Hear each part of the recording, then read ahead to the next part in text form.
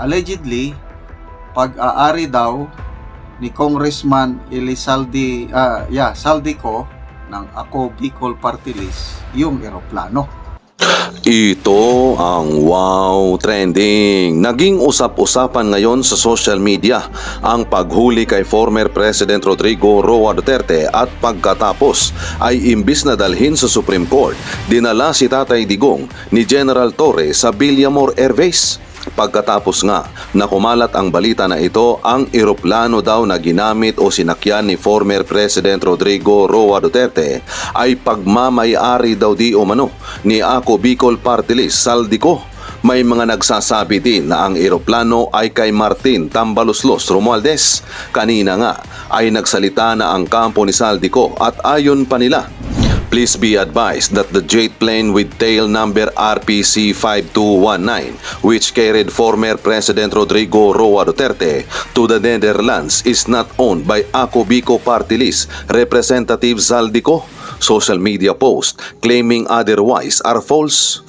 Kaya buwelta ng mga netizen sa comment section, kaya kinidnap nila si Duterte para wala nang manghuli at pumatay na mga drug lords at kriminal, tapos si Marcos kaya nila itatapon. Yan ang ginamit sa Hulusulo at Malaysia, sinakyan ni Abalos at Mayor Alice Guo sa Bamban, Tarlac. Di naman aaminin yan, pareho lang yung mga sinungaling ng boss niyang si BBM. Yan ang jet, nakatas ng flood control budget, planted talaga kasi personal jet pala ng mga politikong gago. Buhay na bayani si former President Rodrigo Roa Duterte mula noong 2016 to the present. Marcos is Judas Iscariote, traitor to the Filipino people and beloved country, Philippines. I never cried for political reasons and political people in my whole life, only for him. I hate politics, but this man right there is the true definitions of solidarity in our nation, putting himself in dangerous situation, just the benefit of the Filipino people. His aim is to have better economy, safe country, and better life for Filipinos, yet betrayed and sold out by the people he trusted. PNP and military, walang utang na loob, mga walang utak, sariling desisyon, mahiya naman kayo, kinahihiya na kayo ng buong sambayanang Pilipino. Pan natin ngayon yung private plane na nagdala kay Pangulong Rodrigo Roa Duterte mula sa Pilipinas papuntang Netherlands. Maraming nagtatanong, sino ang may-ari noon? Sino ang gumastos sa cost of transporting our former president? So, may mga speculation, haka-haka lang kung sino mga may-ari, mga politiko. At isa sa lumutang na pangalan sa social media ay allegedly, pag-aari daw ni Congressman Saldico ng Ako Bicol Party List yung eroplano. So, alleged lang ito, walang prueba. So ito ngayon, si Congressman Saldico sa kanyang official Facebook page, nagbigay siya ng statement. So, basahin ko lang. Statement on fake news regarding alleged ICC involvement. Representative Saldico, Ako Bicol Party List, March 13, 2025. Palaki ko lang, okay. I categorically deny the false information circulating online regarding my alleged involvement with the International Criminal Court and my supposed trip to The Hague. I have no connection to the ICC, nor I am in The Hague, Netherlands.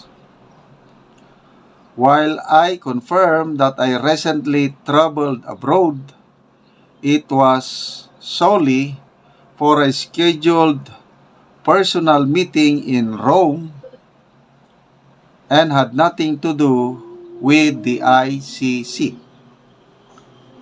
My travel records clearly show that I departed Manila on Emirates flight EKIT 333 to Dubai on March 11, 2025 and proceeded to Rome on Emirates flight on March 12.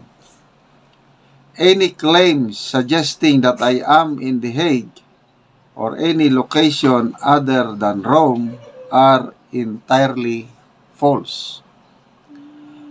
Furthermore, I would like to stress that I do not own the RPC-5219 Gulfstream G550 aircraft that reportedly transported former President Rodrigo Duterte to the Netherlands. Social media posts linking me to this aircraft are completely untrue. News website Politico has reported that the flight was allegedly arranged by Challenger Aero Corporation. It is evident that certain individuals are actively spreading fake news, particularly targeting me and several of my colleagues in the House of Representatives. I believe that this is a concerted effort to divert the public's attention from the real issue. I urge the public and the media to exercise discernment, verify information with the appropriate authorities, and practice responsible reporting to prevent the spread of misinformation. Thank you. Yan. So, salamat Congressman Saldico sa pagpahayag nyo. At least may categorical denial. Yan ang maganda. Kung may akusasyon, sagutin mo lang. I-deny mo or ano, ganun lang. Ang iba dyan, merong akusasyon, tatawanan lang. I will not glorify, dignify that. Wala lang. So, nasa publiko na ngayon kung paniwalaan nila ang pahayag ni Congressman Saldico. Magbasa tayo sa mga comments.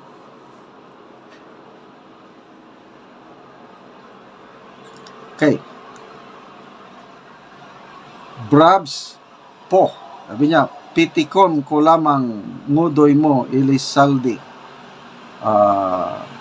Arang Bicolano word ito. Ngudoy. Romel Pangadan. Kasaba Piyugpugkaw.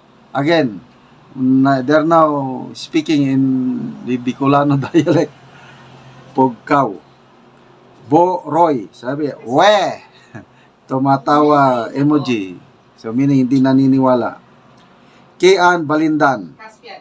Talaga ba? Question mark. Leo Tech. Leo Tech. We don't need your explanation about ICC and Duterte. What we need from you and Jill Bungalon is the approved project of late Congressman Edsel Lagman that you diverted and converted to other project favorable to your family business. Ito na.